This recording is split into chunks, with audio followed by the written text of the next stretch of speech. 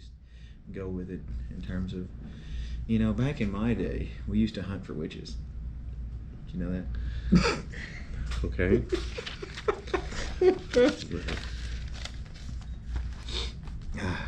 But you are older than me, so. Yeah. A little bit. A little bit. I could be your daddy. I feel like I could totally be your daddy. that's weird. Yeah. That's really weird. I could be your daddy. No, you're not that much older than me. You'd be okay, like okay, you're hold on. Okay. You're 26. 27. Turning 27. No, I am 27. Okay. So you're 27. Get it right. All right. I'm 41. I'll be 41 in Okay, November. so you're 40 then. Yeah, I totally had ejaculate at 13. Okay, we won't be able to keep that in the video.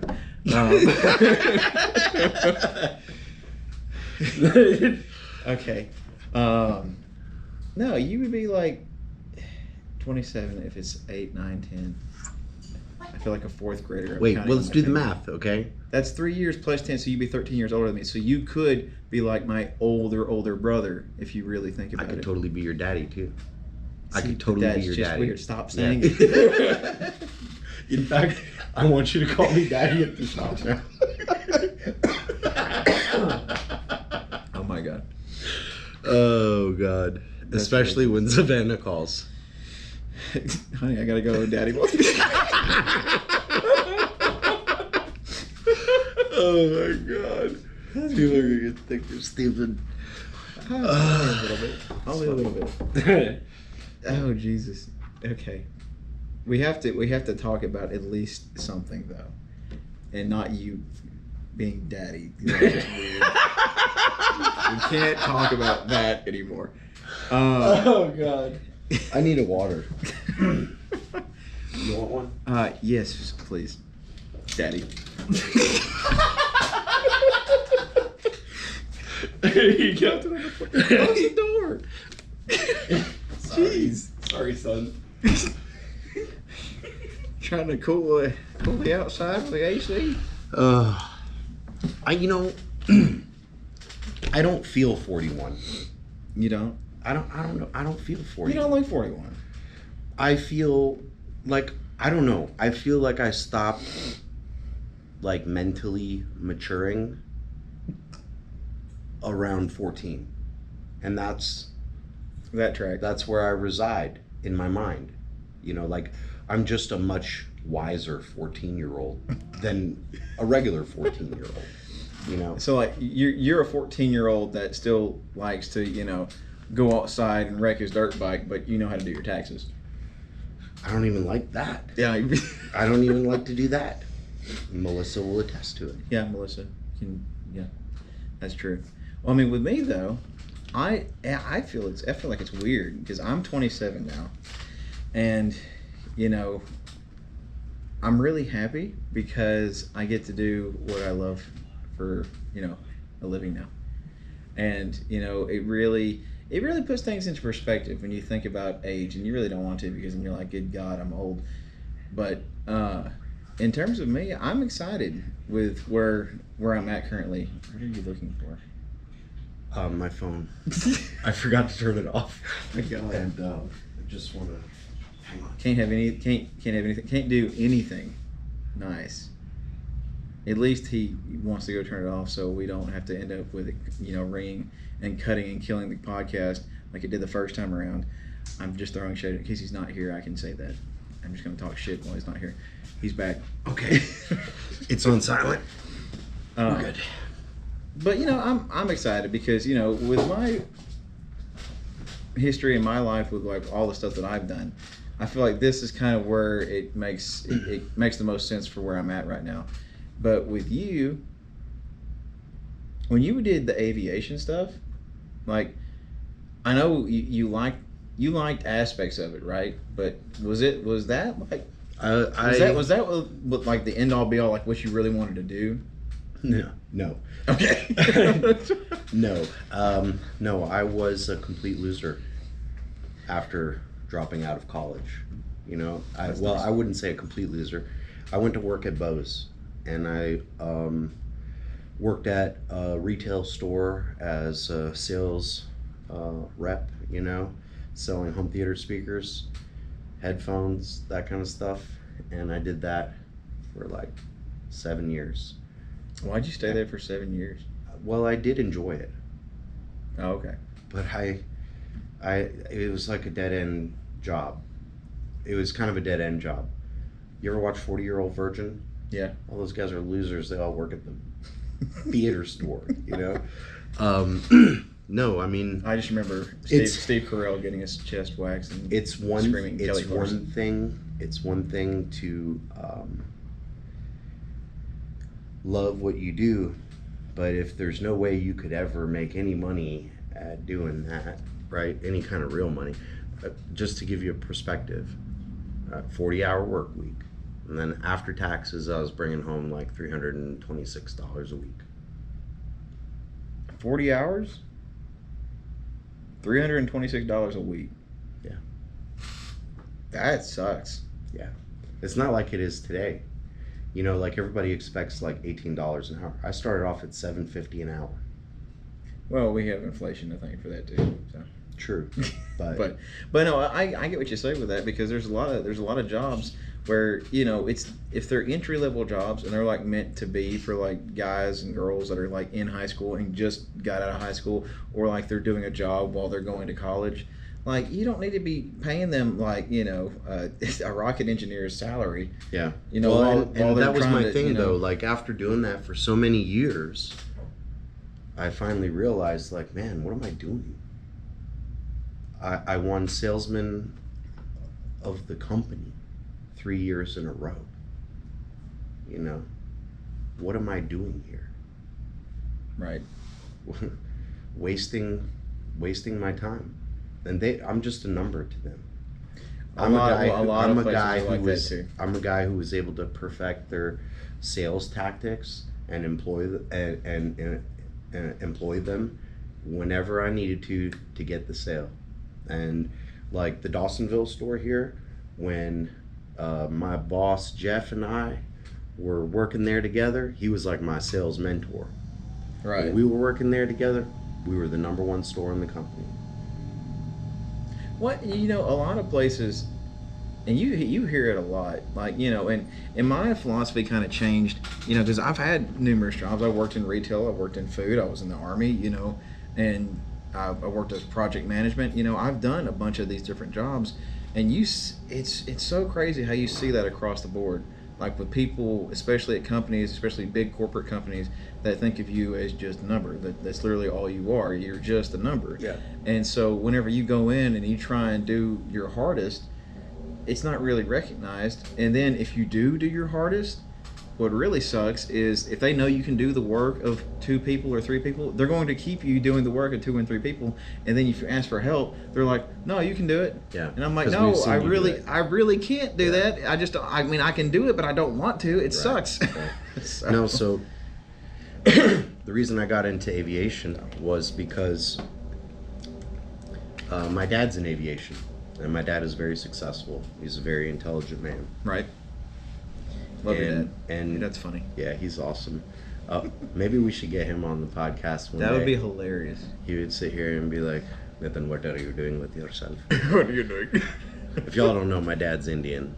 He's from India, and my mother is French Canadian, so I'm a mutt. But I grew up with my dad's side of the family, and so I speak Hindi, and I understand Gujarati and Punjabi. And I grew up eating Indian food, so I know English. Yeah. And broken English. Okay. And some Spanglish. Yeah. Yeah. That's about it. But anyway, getting back to it, my dad, you know, super successful, and he is highly sought after in the aircraft auditing world. He's probably one of the people with the most experience in the world right now. I'd say top 5. Nice. And anyway, his consulting company, you know, I basically dropped out of college after my dad was like pleading with me to finish. Right? And I was like, no, I want to go work. Right? I was young. I didn't know what I was doing. Wanted to make money. Yeah. And I wasn't about to listen to my father, you know.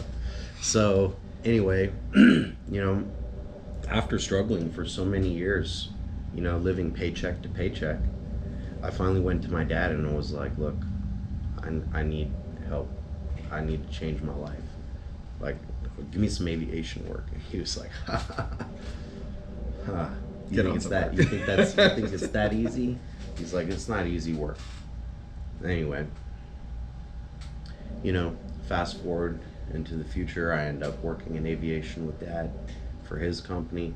Super blessed and lucky to go right into the consulting world and make really good money, you know, and I did that for a few years, and I got to travel all around the world. You know, it's how I met my wife in Malaysia. How you met Kamira. Yeah. But the gun aspect of your life and like getting that taking in and taking hold, that happened while you were in aviation, or did that happen before at Bose, or did it? Like, when did that kind of start? It started before Bose. You know, I had a couple rifles. When I turned 18, I got a 10/22 takedown. Ooh. It was my first gun I bought myself. Yeah, boy. And I'll never forget this either.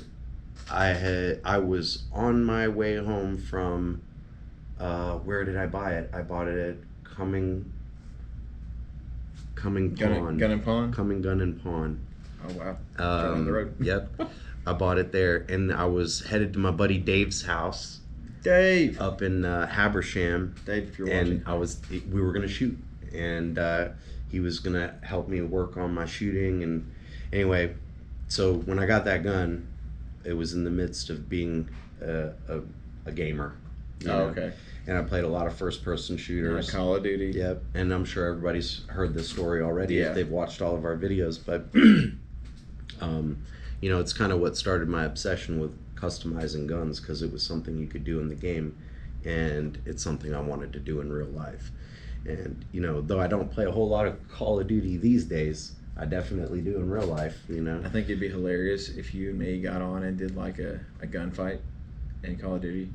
Record it? Yeah, and record just it. like a one-on-one? Yeah, one-on-one. One-on-one and see who wins. Oh, boy. Comment below if you'd like to see that. If any of my boys from Discord and the Eagle Race team are listening right now, they know that I am going to spank you, Riot.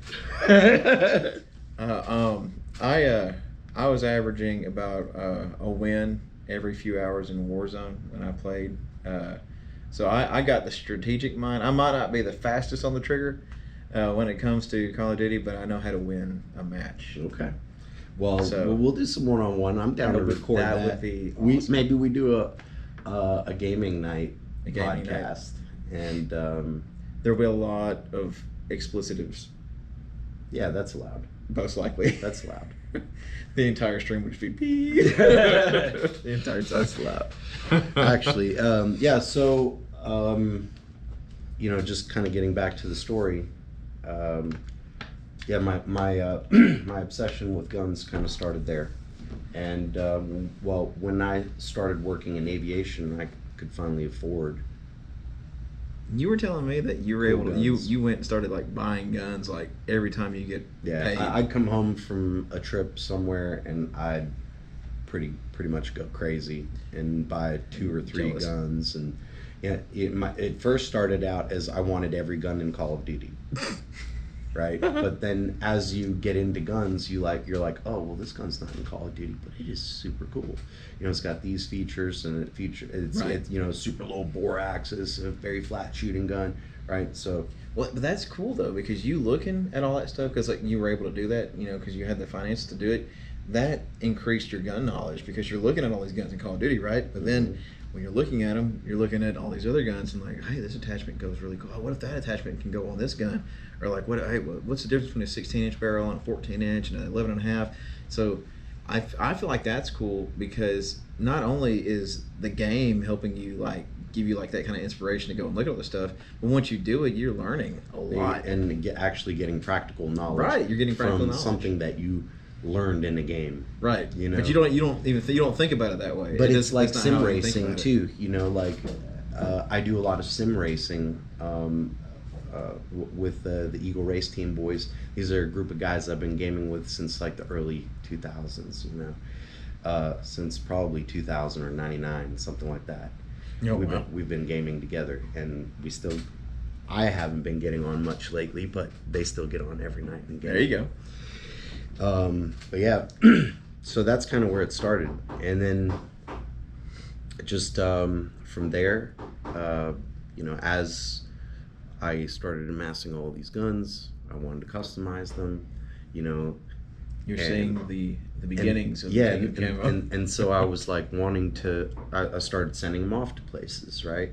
And I'd send it off to here and there, like maybe I'll try this place out for a custom paint job or whatever, right? And nice. Yeah, Don't bend down. Excuse me. That's my vape. I cannot survive without my vape.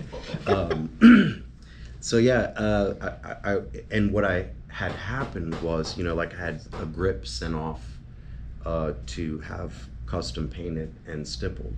Okay. And it came back and it looked terrible. See, that always sucks because gun parts are not cheap. No. And then doing work to them is not cheap. No. And then to wait, how long do you have to wait before you get it back? Sometimes, 3 to 6 months. And then it comes back and it's wrong. Yeah, or they painted the up. wrong. Yeah, they painted the slide instead of the grip. So. Or whatever. And I got frustrated with wasting a bunch of money that way. And I was like, you know what? I'm gonna learn how to do it myself. And that's where it started. That's kind of that's just the kind of beginning of this. Yeah. And now I've been doing it almost 20 years. And I really, really love it. I have a passion for it. This is where I thrive. Being able to use my creativity and make gun art. Well, it's cool because a lot of the stuff that we have now, if you want it, you're talking about the customization and the modification. We could throw an Olight on. If we're doing a build, we can throw an Olight on there. We can throw a Surefire that we have here in the shop, or Strike Industries or something like that, and you really be able to show off what you can really do to the gun. I basically turned my gun room into a gun shop. Yeah. It started with a bunch of accessories laying around, you start slapping stuff. Yeah, and we all have that parts bin with a bunch of stuff that we tried out, didn't work, or didn't like it, or replaced it, or it was the wrong size, or for the wrong gun. Well, I'm pretty sure we have a bin back there that can probably build an entire gun. If you wanted to. Several, probably. Yeah, and and so you start playing with all this stuff, and my gun room started it started getting too cluttered because I had so much stuff in there, and so then it moved part of it to the garage, right? And that's where I built my first paint booth. Do you still have a picture of the paint booth, your very first paint booth? Yeah, I thought you showed it to me before. I probably do, and if I find it's this big 2x4 wrapped in saran wrap looking thing. Well, that was the second. Well, so you're mixing them up. The first one was wrapped in a plastic wrap. Yeah. But it was made. My brother Preston helped me make it. We made it all out of PVC pipe. Oh yeah. Okay. Yeah. And that's right. And then I wrapped it so it was super light and it was easy to move around in the garage. Right. And you put a fan in it, so it. Yeah, it was so crude. It was a box fan. Yeah, it was a box fan. To get it to go out. One pointing out, and then I built one sucking into the room from the door, and I put a filter on each side. And anyway, that's where it all started, and a lot of learning happened there because I messed up a lot of guns in that little paint booth. Well, I mean, with that though. When you're painting all the guns that you had, you were able to get a lot. Was there a favorite that you have when you first started? I know we've done a lot of cool guns since we've been together doing this, but back in the beginning, or do you have a favorite gun that you've ever done, or a favorite gun overall? I know that's kind of a loaded question, but I don't know, man. It's tough. Two of my favorites are on the wall right now.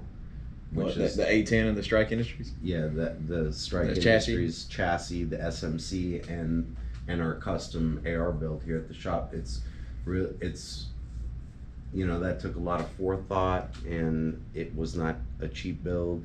No, it was expensive. We have nothing but premium parts, and those are probably two of the ones that I'm most proud of. Okay. You know, as far as like the artwork on them, the you know, the forethought that went into building them and what was going on them, those are probably two that I'm most proud of. But you know, like we've recently done a lot of really cool paint jobs. Oh yeah.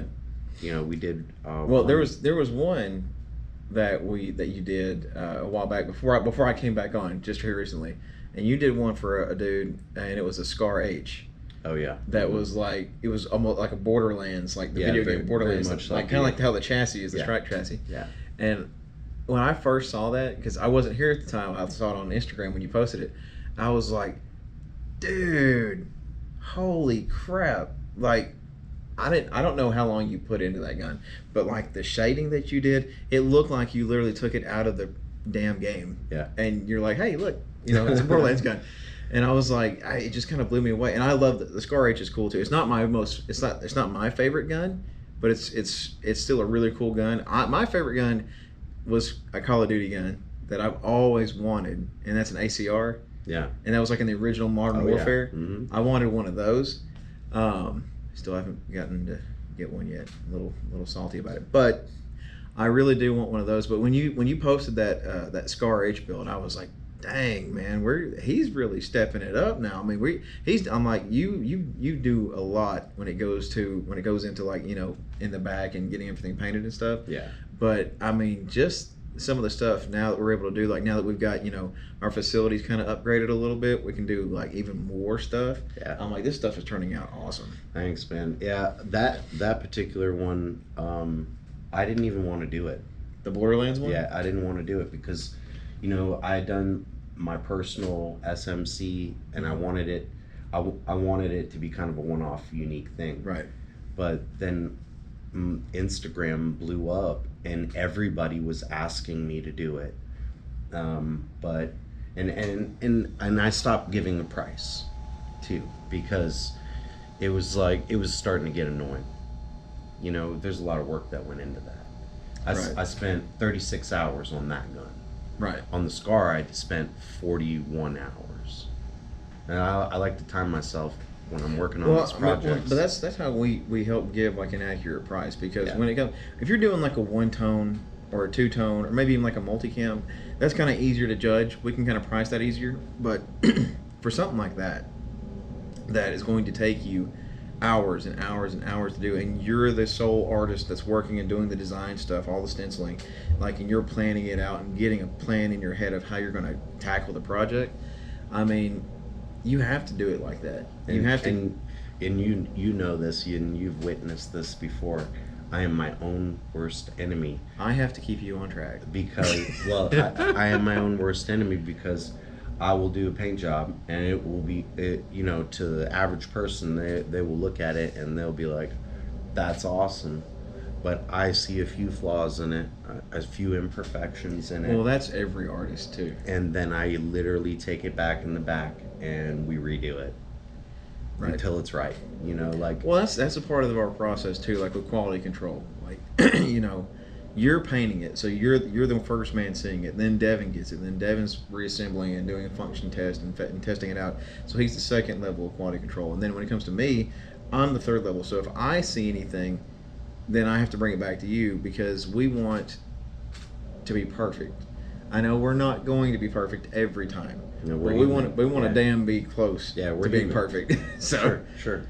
And well, you know, projects like the TSIS we just finished, the 1911. Yeah, for Sean and the guys. For Sean and Skylar. A project like that where, you know, it's like somebody comes in and says, hey, I want this theme, but use your creative freedom. Right. That's the stuff that I have the most fun with. That's the stuff that I take the most time with. Right. I think that's the stuff that turns out the coolest. I mean, well, almost every single one of our builds that you've had you get like the general idea, and then they let you run with it. I think end up being some of the most badass paint jobs that we've ever done. I mean, because Eric did that when we got his 3 guns from last year, like his CZ and his the Descent and his shotgun that he gave into us. I mean, I think he gave you one specific on the CZ. He wanted a tiger stripe. Yeah. And then with the shotgun, he gave you like a rough parameter, and then on the Descent, he just said, "Go with it, and have fun." Mm-hmm. So yeah. But I mean, I feel like we get the most out of a project when that happens, because when you have it to where people do come in, and we try to go off the customer to a T. If they come in and they're very specific, we want to make sure that we do it to a T for what they want. But when it comes down to it, you're the artist, you're the one in the back doing the work and everything. So if something isn't going to lay right, how the lay of the gun is, how certain things are applied. So like when we changed out the grips for Sean and Skylar, you saw on the grips that when we were going to put that star on there, it wasn't going to look right. So you have to make that decision. You have to be the guy that, whenever you're doing it, we call them back up and we're like, hey, I know you wanted this, but in my professional opinion, if we do this instead, you're going to get a better product. So, I mean, there's a lot of give and take with customers that are like very, very specific, because then you have to go to a T, but you also want to have that customer, listen to your feedback, because we do this every day and you've done it for a long time. So I think it's just kind of a back and forth of like, when we have those jobs where you get to have free reign, they're awesome because we get to go with it, and usually we can knock out something amazing. Yeah. But then we got those projects where we have to stay to a T, and we're really good about doing it, but we have good ideas too, and we can get those back to our customers. And I think we have really good customers that listen to our feedback. Yeah, well, absolutely. We have the coolest customers. I mean, we don't want to brag, but yeah. So your ACR. Yes. When are you gonna get one? When I have money to get one. Is the one that you have your eyes on, or? No, I don't remember the exact specific model, but there was one that I've been looking at. It's the one that I've always wanted, and ACRs are usually very expensive. It's the same way with the SCAR. SCARs are usually very expensive, but the ACR has been my dream gun because I want to take that and I want to mod it completely out. I want to put so much stuff on it, within reason, but I want to just have that because I feel like that was the gun that I grew up playing when I was playing Call of Duty, and I love that gun. And it honestly, I've never shot one, so I might need to go shoot one first just to make sure it doesn't kill my my dream of having one. But I still think it would be awesome to have one. But that was always like kind of my dream gun to get. I also want like a Tennessee long rifle that's a flintlock from 1779, but two complete ends of the spectrum there. A gun that I've kind of wanted to get here recently is the new M&P aluminum frame. Oh, that Performance Center? Yeah. Okay. That'd be cool. That thing is sick. It's sleek, sexy. I like it. Yep. Metal frame. I don't know, ever since I got a metal frame for my 365, it just feels different. It's way different. It's way different. Yeah. I like it a lot better. It's heavier for, especially for a small gun, it's going to end up being really snappy. Right. But if you got that extra weight, it helps mitigate that a little. And I noticed that with my 365. I actually got an XL frame for my micro, but Billy helped me chop it down and marry it up to the micro slide. Nice. Yeah. Well, I think it'd be cool. I think I'm going to try and see if I can find an ACR, and if I can hide my finances from Savannah. Hi, honey. That's not going to work. It's not. I'm gonna have to go through some back channels. Well, I mean, to get it. But you just announced it on live television. Yeah. Well, it's not live television, but it's not live television. No, but see, it's all part of my master plan. She doesn't know the master plan, so maybe I'm just throwing her off. Okay. I'm giving myself too much credit. Yes, you are. Yeah, they're a lot smarter than us. But no, I think it'd be really, really cool to do, because with our customers, when they come in and they drop off something and we knock out something for them and they get it back, I love that aspect of it, and I feel like if we can keep doing that, maybe we'll be able to get to a point where we have this business running on and firing on all cylinders, and we get people coming in and dropping off stuff, and maybe we get to the point where we're really successful where I can go buy 3. So there you go. That'd be cool. That'd be really cool. I just want a paycheck. I just want a paycheck. we are going to get Nate paid. We're going to get Nate paid. We are well on the way to getting everything back. Well, we've been doing really well lately, and I don't know. I think things are picking up. Something's changing in the universe. Put good vibes out there. You'll get good vibes back. Yeah. Well, so many people encouraged me in all the times where we were like, not doing well here at the shop, where business was slow, and or I made poor business financial decisions and spent $20,000 on epoxy countertops. And our countertops are amazing. But we spent way too much money on them. We did. My oldest son doesn't have a college fund anymore. Yeah, don't tell him that. No. Well, he's gonna see it now. Sorry, Damien. I love you. Daddy will make it up to you. Oh God. Yeah. Well, I think but what I was saying was people encourage you, and you hear this a lot. Like, it takes a new business, right, a startup, several years to show profit. Yeah. Right. We're 3.5 years in here at this location, and we're just now, maybe, we're not sure, starting to show that. Well, it all just like you mentioned it in the I think in the last video, our last podcast that we did. Like, it takes the right kind of people being around you too, and having it to where you can have people that are fully bought in. It's the same in any type of business environment or any type of sports environment where you're playing on a team. Like, you have to be bought in, and you have to make sure that everyone around you is bought in too, because the man or woman standing to your left or your right has got to have your back.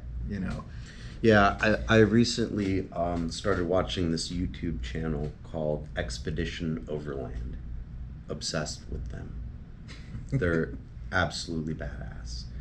They build out these tricked out rigs, and they go overlanding, and they do expeditions across an entire country, an entire continent.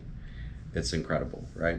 But the main guy, the head guy, the guy in charge of all this, the guy with the dream, the guy with who had the money to start it all up, who put in all the blood, sweat, and tears, all right? That time. Yeah, all that time. I was listening to one of the videos. I believe they were somewhere in like the Nordic. It was their latest Nordic series, and they basically travel through a bunch of Scandinavian countries, and they end up in Iceland, and they do this like huge tour of Iceland, drive up on glaciers and stuff. It's absolutely incredible, and they record this with obviously GoPros and actual film cameras, but also drones and stuff, so you can like see what they're experiencing. Yeah. But anyway, I'm getting sidetracked. He's going on the rabbit hole. Check out their channel. It's pretty cool. The head guy, one of the things that he says in one of the little solo interviews that he does is that for many years, he struggled, but it took him getting the right team, Right. And it's not necessarily that anybody who was there was not good enough. It's just that maybe it just wasn't the right fit. Right. And that kind of spoke to me. It kind of spoke to me, and it's right around the time that I called you and said, hey, you want to come back? Let's find a way to make it happen. Let's find a way. And so, like, I don't know. I think the other thing is, too, you know, with us being like a kind of a startup, we're not just a startup. We're also kind of a concept business, Right. right? Yeah. Because like most gun stores, you go in, there's a bunch of SIGs and Smiths and Glocks and Walthers and Right. we don't have any of that in our store. We just Yeah. showcase our work. Like you walk in, there's guns lined down the walls and everything, and they're all the plain Jane stock model from the factory. But we're Yeah. more service oriented We rather are. than sales oriented. Yeah, we're not, and that's the thing too. You know, and I've tell people this. Whenever you brought me on and you told me the concept and the idea for the business, I was like, okay, this is going to be unlike every other place, and it's kind of scary at first because, like you said, it's a concept. You know, we're going based off of our services, which means we have to be different in pretty much every single way from a regular gun store. Yeah. And when you come in, you know, I've had that experience. I've had this experience I'm about to explain here in a second. But I've had other people come in that have had the same experience that I've had, where you'll walk into a gun store and, you know, there's either whoever's working there just, you know, and I hate to say this, but there's a lot of places that tend to be kind of, you know, jerks to their customers. And I say that to say this. You know, if you have a brand new first time shooter coming in and they're wanting to go in, they're wanting to learn about a pistol, or they're wanting to learn about a rifle or a shotgun or whatever it may be, and they come in and they genuinely have a question about it, a lot of times people will come in and they'll have a guard up, right? Because it's guns. You know, guns have that kind of, I guess, that aura around them. You know, if you don't know what you're talking about, you can come off sounding stupid, and people are so afraid to sound stupid, so they come in with a guard up. And when they come in with their guard up and they start talking to somebody who is not willing to be like, hey man, how you doing today? You all right? What's your name? You know, hey, oh, that's cool. You know, what are you going to come in here for today? That's the kind of experience you want to have right off the bat. But a lot more often than not, you have them come in and their guards up, and the guys that sitting across the counter not saying anything to them, not acknowledging them until they walk up to the case, because then they're thinking they're going to get a sale, right? And so then they walk over, and then you know, I'm looking at a gun over here, and he's like, what you looking for today? I'm like, oh, I'm not sure. I was maybe wanting to look at this 1911. And he's like, oh, that's a great gun. But I'm like, and then you're like, okay, well, cool. That's awesome. Well, I was also thinking about this Glock 43X for my wife. You know, she's wanting to carry something in her purse. It's a very good gun to carry in your purse. It's small, you know, but for concealed carry. But then the guy's like, oh no, she don't need that. You need to go get her one of those revolvers over there. That's going to be more her speed. She'll be able to take care of that a whole lot better. It's going to be easier to operate. And I'm like, oh, okay. Well, if it's a first-time gun buyer, he's going to listen to the man that's supposed to be telling him the best thing to do. But that might not be the best thing for her. And a lot of the times you get it to where the guy across the counter is either he thinks he knows everything in the world about guns.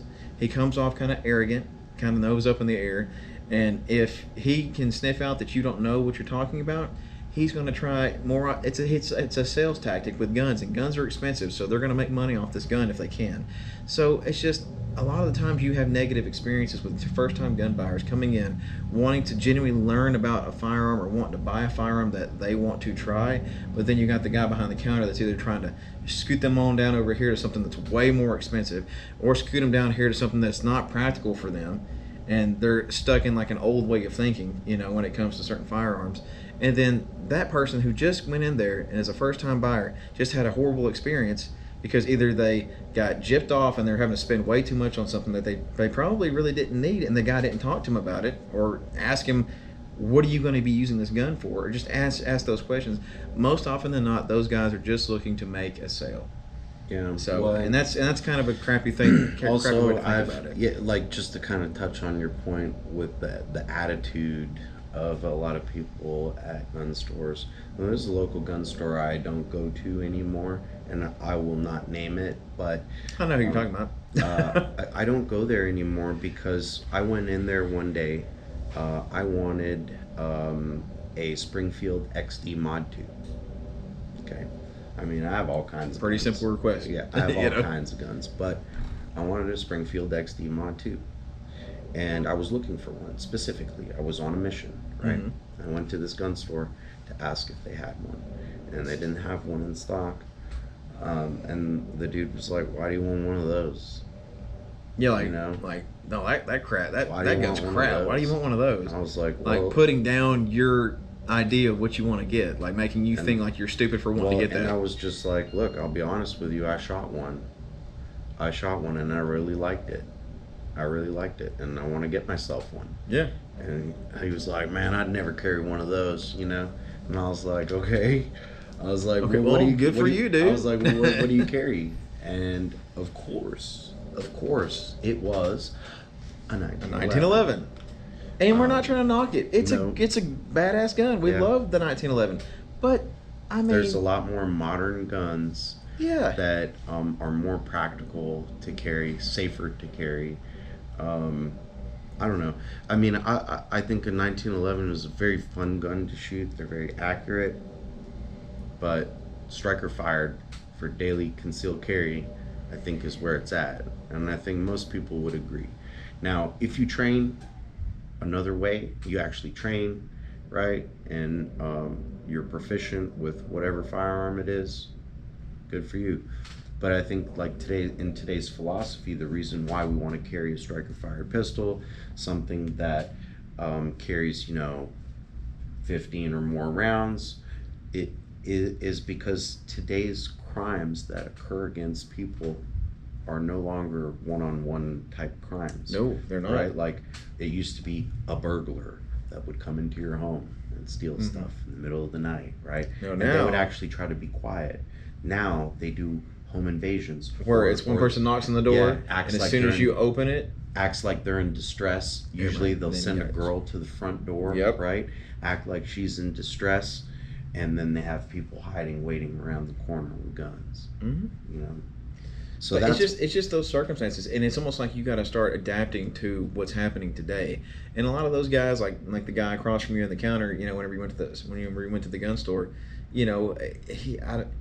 it's like they're stuck in like an old frame of mind. And it's not that the 1911 is a bad gun; it's an awesome gun, but for that person's usability of it and what they're going to be using it for needs to take precedence. That needs to be what you're trying to hone in on, not just trying to get them to buy what your favorite gun is. Right. You know, exactly. It's and that's another thing. Like I don't like selling a first-time gun owner a gun. I don't want to be the person to do that unless I know that they've taken some kind of NRA level or higher beginner's pistol instruction. Well, it's because it's more like a safety thing with us, and we don't want to have that on our conscience of like, you come in first time gun buyer. Oh, that looks really cool. How many people last week muzzled you? At least customers. At least 3. Yeah, I had 2, and man, that's, I don't know.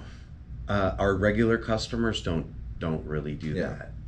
Because they have many guns, they train, they're proficient, they're very aware of the firearm safety rules. Well, and that's why we talked about wanting to do classes, right? And we're gonna get further into that maybe in the next video or something like that. But it's just like you were trying to say, if someone comes in and they're a brand new person to guns and they're like, hey, one of these is really cool, can I buy one?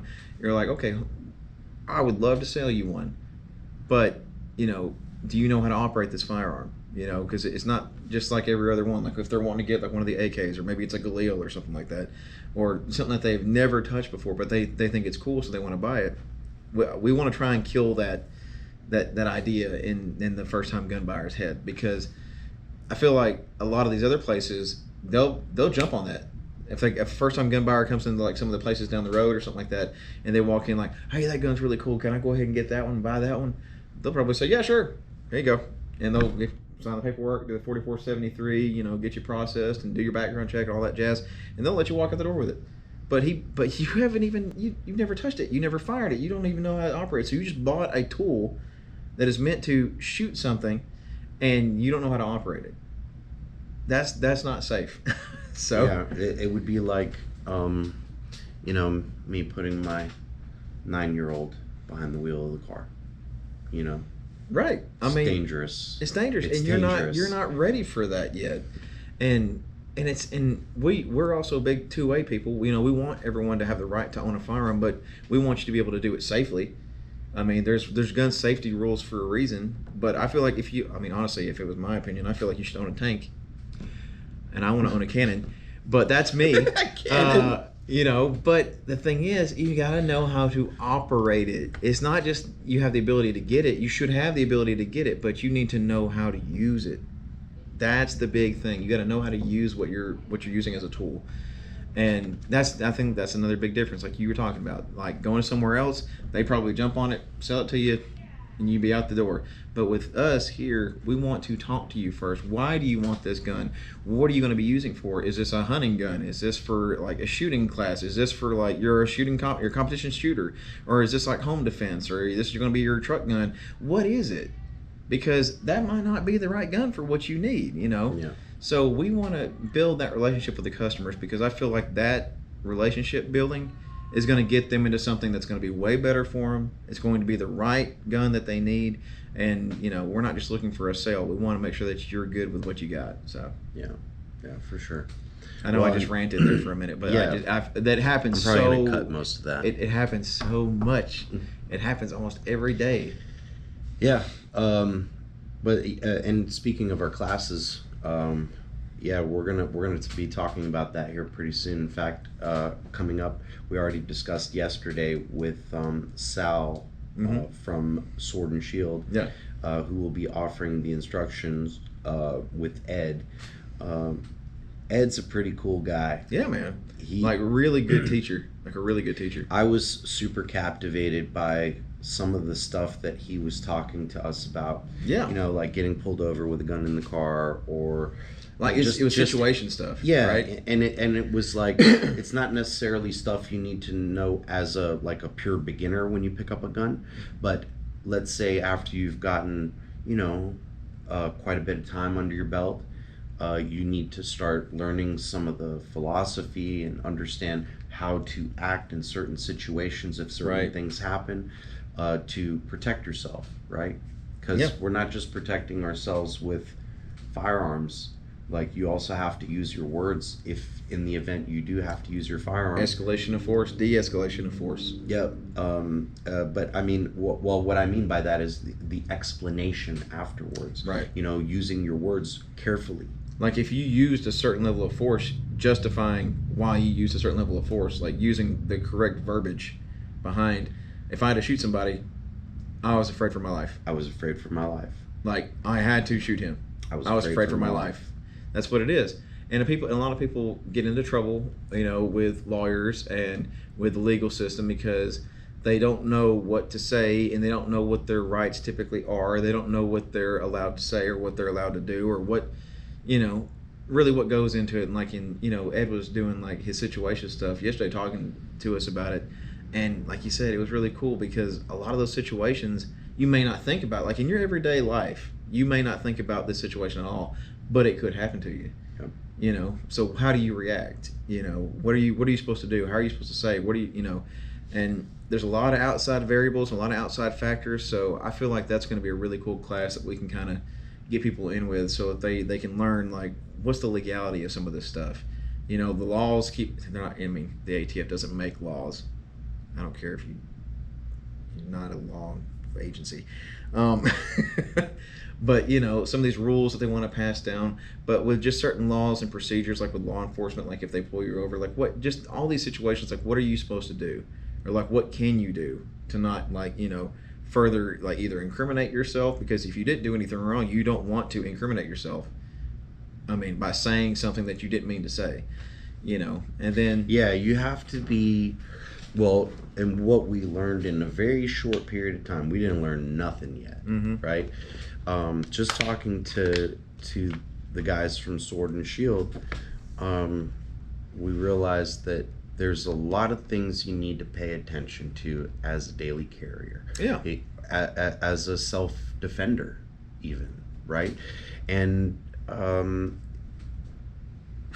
some of the things he said to us, because of his experience in law enforcement, like he's now giving us advice on the civilian side Right. He's letting us know, like, from the law enforcement side, how they think and how they're proceeding.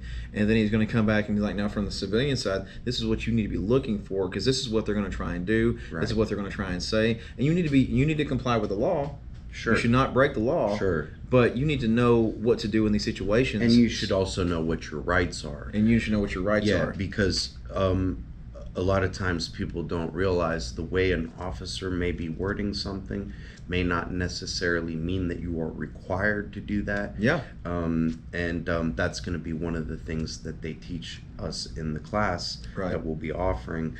And we're going to be taking all these classes, because we're going to offer our own classes, and they're going to come and take them. But we're also going to go to them and do their classes, so we can. So if you're one of the early ones who signs up for the classes, you'll probably get to do one of our classes with us. Which should be fun. But and we're gonna next week we're getting together an entire schedule for all the dates for the upcoming classes. We're gonna get some criteria together, all the prices. Yep. So that's gonna, and then it's all gonna go up on the website, and you'll be able to sign up directly there.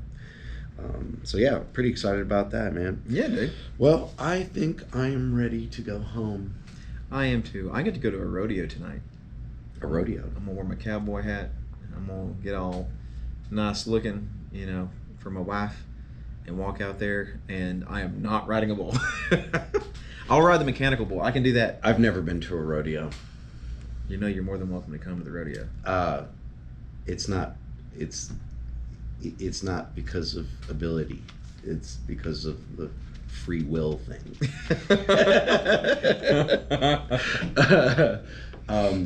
Actually, I think I might want to go sometime. I think I'd take my kids. It'd be fun. Well, if you can corral them, radio term. See what I did there? God. See what I did there? If you can get them together. And if you want to head up there tonight, I think tonight they're doing it's the last night for this year, and then next year it'll happen again. They only do it once a year, and it's the championships. Oh, really? Yeah. So how many people are going to be there? A lot of people. Interesting. Yeah, they had a lot of people last night. They filled out the entire stadium. I don't know. I probably have to head home and edit a bunch of this out. Yeah, Nate gets to go home and play with a computer to get our video done. Yeah. But anyway. But I think it'll be fun, man. It'll be fun, and then a lot of our videos that we have coming up next. I mean, we have some really cool stuff, and we're going to try and get more people on here too. To if we have a certain topic we want to kind of maybe hit on, I think we've got a ton of guys and gals that come into the shop that maybe work in some really cool fields or have some really cool experiences. Or have some really cool jobs that pertain to what we do. Yep. And I think cool so just to give you all an idea, we have a couple of really cool podcasts coming up. The Forsyth County Coroner has agreed to do a podcast with me. You want to talk about some dead people? Yo, man, he is such an interesting dude. I can't wait to sit down and talk to him. But we also my good buddy Pete. And basically, he was supposed to actually come here yesterday and record a podcast, but this is basically gonna force you to come out here and do the podcast with me. I mean, he just had an interesting military career, and Pete's a very fun bro. He is. I love him a lot, and I think he's an interesting person. He has a lot of stories to tell. Yeah. We've got some other people too. I got a couple of people that even you don't know about, Ryan. Oh. That I'm working on trying to get on the podcast. We can't have any exotic dancers on the podcast. No exotic dancers. Okay. No, I had to say it just to make sure. Yeah, I think it went without saying, really, but. I'm pretty sure you were the one that told me you wanted to put a pole in the middle of the shop at one point. A fire pole. A fire pole. A fire pole so that I could I could slide down tactically from my layer upstairs. From your layer where your bunk bed is, where you can take a nap during the day. I know you really want a nap. I really want a nap spot at the shop. I need one. I'm getting old. After I eat lunch, I have to take a little siesta. I don't know. Anyway. Well, guys, if you liked the podcast, we're going to keep doing it. Please make sure to like and subscribe. We really appreciate it.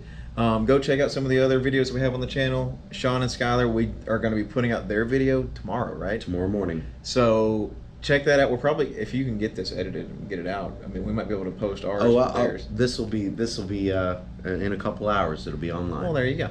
So go check out them. But we appreciate you guys. If you haven't yet gone to the website and checked out the website, we got some new stuff on the website. But I think it's going to be really cool with some of the stuff we got coming up. These podcasts are fun. I like just talking. Yeah. Just going over some cool stuff and just like giving you guys some backstory, and then we'll be going into like more detailed stuff in the future. So. Absolutely, and I think it gives some of our viewers an opportunity to really get to know us, because we're just two idiots. Well, sometimes in our videos, a lot of that stuff is edited, right, to save for time. These videos are less about that and more about the true followers of the shop. Yeah, because people, we want to be able to show you guys like where we're coming from with some things, or like what we're thinking about doing, or if you guys have ideas, if we said something, like comment down below. But I really like doing this. I think it's gonna be fun to keep on doing it. Absolutely right. Cool, man. All right, guys. See you guys later. Y'all.